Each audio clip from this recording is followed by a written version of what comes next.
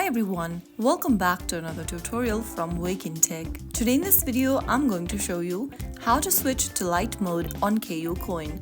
KuCoin Lite Mode offers a simplified trading interface, making it easier for beginners to buy and sell cryptocurrencies without navigating the advanced trading tools. First of all, launch open the KuCoin app on your device and log into your account with your credentials.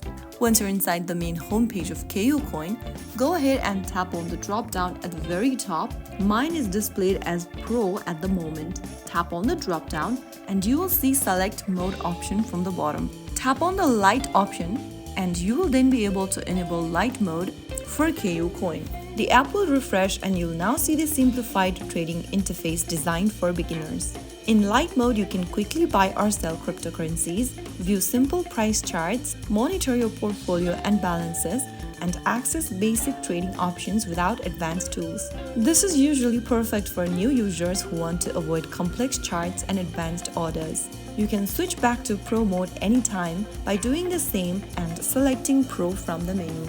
So that's how you easily switch to Lite Mode on KuCoin. If you found the video helpful, don't forget to like, share and subscribe to our channel.